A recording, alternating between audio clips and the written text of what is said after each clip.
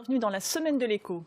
12 jours de guerre entre Israël et l'Iran, plus de 600 morts, essentiellement des civils, des installations nucléaires, des infrastructures militaires, mais aussi des quartiers de Téhéran et des symboles du régime endommagés.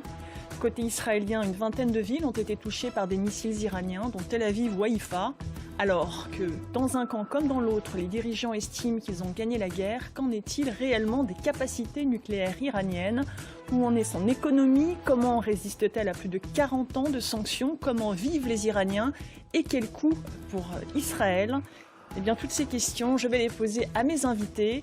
Michel Makinski, directeur général du cabinet de conseil Agéromiste, spécialiste de l'Iran. Bonjour à vous. Bonjour.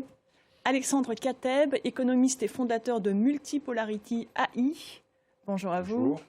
David Rigoulet-Rose, rédacteur en chef de la revue Orient Stratégique. Bonjour. Et Fahim Merobiol, ingénieur en énergie atomique, enseignante à l'université de Téhéran et à l'ESSEC et auteur de Femmes, Vie, Liberté. Parlons-en. Bonjour. Bonjour à vous et merci d'avoir accepté notre invitation. Merci de m'avoir invité. Le Premier ministre israélien Benjamin Netanyahou salue une victoire historique. Le programme nucléaire iranien a été retardé de plusieurs décennies selon Donald Trump, même si le renseignement américain parle plutôt de quelques mois. Côté iranien, le guide suprême Ali Khamenei salue la victoire de son pays et minimise les dégâts engendrés. Écoutez. Fahim Merobiol, c'est acquis. Vous confirmez qu'aujourd'hui les capacités de l'Iran à se doter de l'arme nucléaire demeurent malgré tout? Il faut attendre pour connaître les informations qui viendront du terrain, ce qui est en cours pour pouvoir dire est-ce que les 400 kilos restaient à Fordow, est-ce qu'ils l'ont déplacé ailleurs.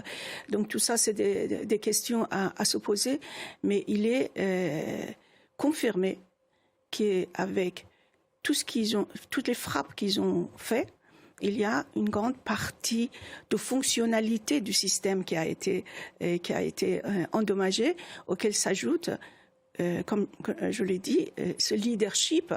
Parce que s'il n'y a pas de leadership, on peut avoir plein de scientifiques, mais s'il n'y a pas de leadership, s'il n'y a pas d'argent, les scientifiques vont pas, à ce niveau-là, vont pas continuer à avoir les valeurs ajoutées qu'on attend. Moi, je voudrais revenir sur l'aspect chinois.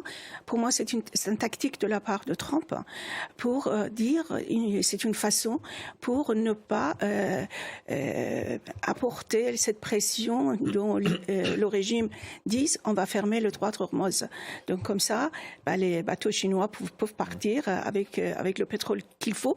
Quant à une des véritables raisons de Trump, c'est avec un pétrole de moins 30% qui a été vendu aux Chinois. C'est dans le cadre d'un accord avec l'Iran. Depuis des années et des années, ils ont pris, parce que c'est l'énergie qui fait le développement, ont pris vraiment des sauts très importants au niveau technologique. Robiol, en minimisant l'impact des frappes américaines, faut-il y voir une tentative pour le régime des Mollahs de reprendre la main? J'ai écouté ancien président iranien Rouhani ce matin qui disait que toutes ces affaires de négociation et tout ça, c'est des prétextes, que les Américains voudront vraiment un changement de régime. Trump, avec les médias, il a dit qu'il est d'accord de libérer 30 milliards de dollars pour donner aux Iraniens à la suite de la négociation, et puis alléger également les sanctions. Donc il faut voir dans toutes ces déclarations-là qu'est-ce qui va se passer vraiment. Et juste pour revenir sur le pouvoir, le fait que l'Iran ait subi de lourdes pertes au sommet de sa hiérarchie, on pense notamment à la mort des chefs des gardiens de la Révolution ou encore du chef de l'état-major des armées. Ce cessez-le-feu, c'est quoi? C'est plutôt une bonne nouvelle, un répit pour le régime en place? Je pense que peut-être le régime est complètement déstabilisé. Ça, il n'y a aucun doute, il est déstabilisé. Même aujourd'hui, il y a eu une frappe chez un des gardiens de la Révolution, un autre dans leur appartement. C'est vraiment des frappes extrêmement ciblées d'un grand scientifique qui s'était caché. Et donc, des choses continuent sur le terrain par Israël, je pense, et que, personnellement, je pense, d'après les indications et un certain nombre de militaires qui sont en train de s'enfuir et se cacher, c'est plus que déstabilisé.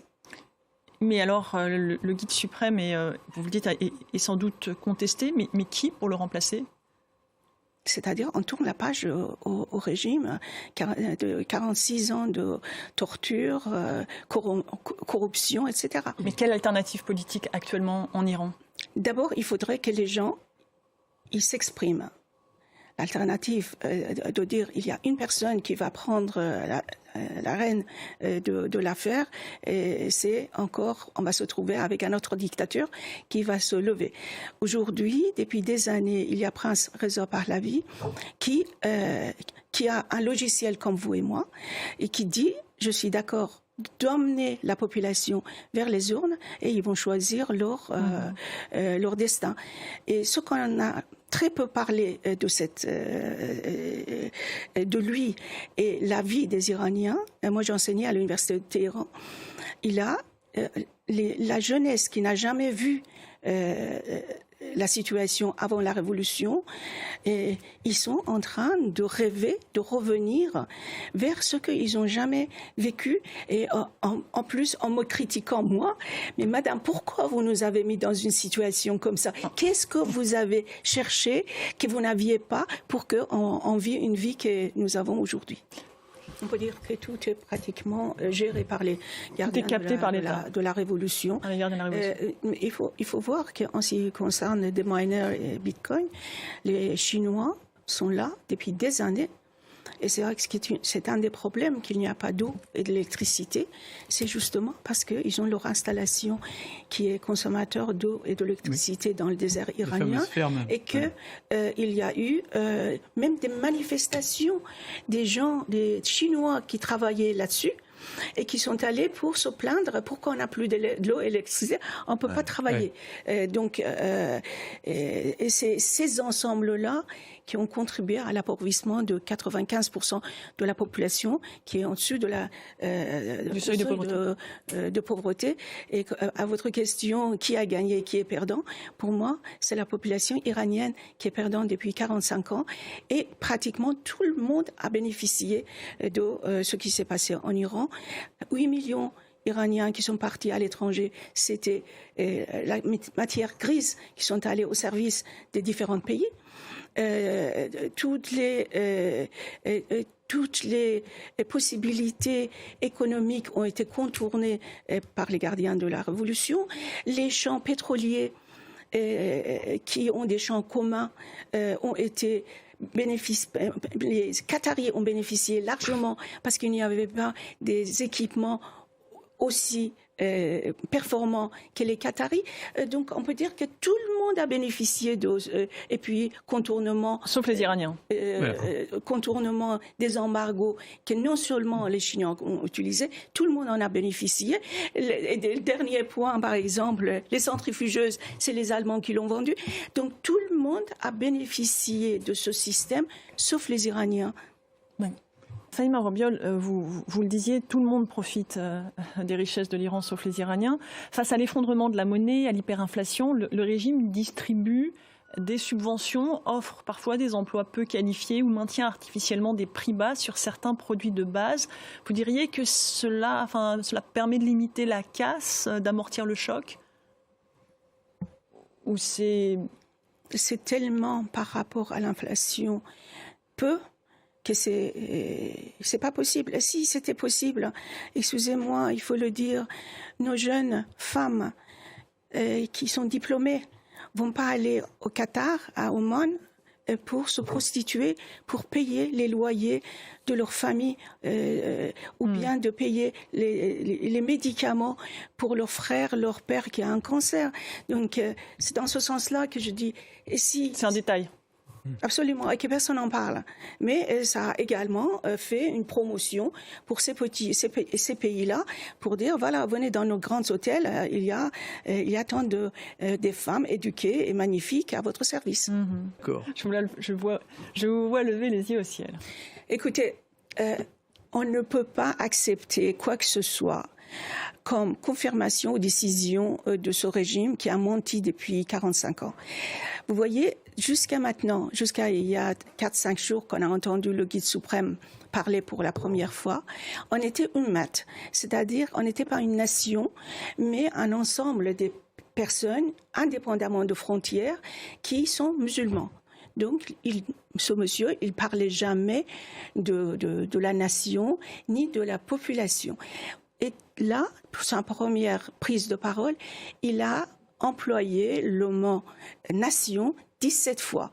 Donc, vous voyez, on ne peut pas du tout croire... C'était un discours de circonstance. Évidemment, évidemment. Mais aujourd'hui, les 85 millions iraniens ne sont pas dupes. Et ils savent que la seule solution pour revenir à une vie normale comme la vôtre et comme la mienne, c'est de se débarrasser de ce régime. Le mot de la fin. Les mots-là voulaient faire disparaître l'Israël de la carte du monde, même s'ils négocient maintenant. Et ça, c'est quelque chose auquel dépend de leur vie. Et ça, c'est un horloge. C'est un horloge qui est dans plusieurs places en Iran, qui fait le comptage, le nombre de jours qui restent pour la disparition d'Israël. Donc, une des choses qu'Israël a fait à la place de Palestine, l'a détruit. Donc, avec ça, on peut imaginer que ça va jamais une paix avec ce régime. Ouais, ce conflit est parti pour durer.